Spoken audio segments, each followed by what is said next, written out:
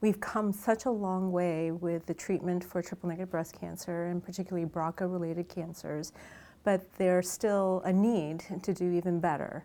What is the immense challenge for people with triple-negative like me? It used to be that the medical options for treatment of triple-negative breast cancer was limited purely to standard chemotherapies, which can be very toxic.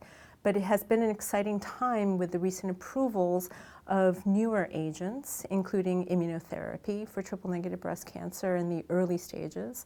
So we have a lot more tools and armamentarium to combat this disease. We can also subtype triple-negative cancers in a better way so that we can offer targeted therapies in a more efficient manner. There are clinical trials underway for a vaccine for triple-negative, even for a vaccine for BRCA. Yes.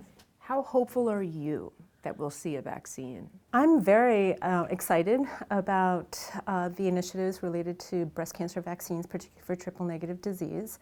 I think we have to see how the early phase clinical trials for those vaccines already in trials will turn out. However, it's very optimistic, and I think it's very hopeful that we'll have a vaccine in the near future. Chemotherapy currently is the best tool that we have for the medical management of triple-negative breast cancer. It is quite toxic, and as you know, it's a challenge.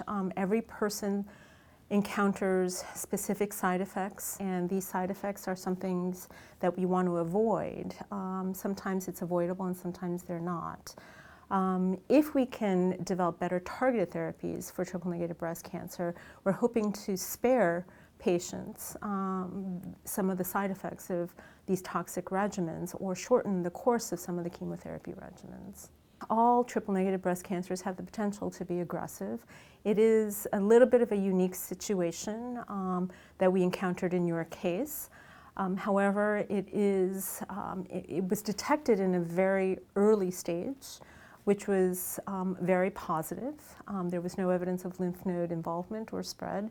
Am I ever done? You know, it's been 3 decades. Am I ever done? Well, I think done for active treatment, but I think it's going to be a lifelong relationship with your providers, myself, your surgeon, your radiation oncologist, and your other providers. I think our job is to offload some of the worry and have an ongoing surveillance and ongoing discussion such that on a day-to-day basis you don't have to worry about cancer. That would be wonderful. Yeah.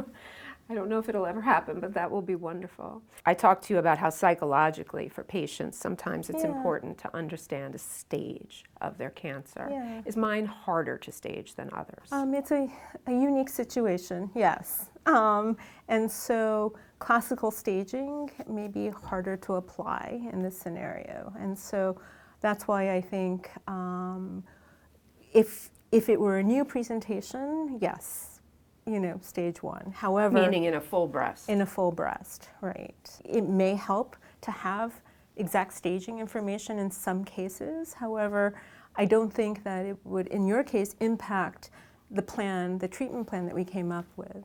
I think someone who, isn't aware of those scenarios related to breast surgery, BRCA, may have thought that they were completely done for the rest of their lives. So I think you owe yourself a lot of credit. You are due a lot of credit for continuing to be careful and asking asking providers questions. Yeah, like what is this? What is that? Exactly. So it's a partnership. But it's unfortunate that you're going through this.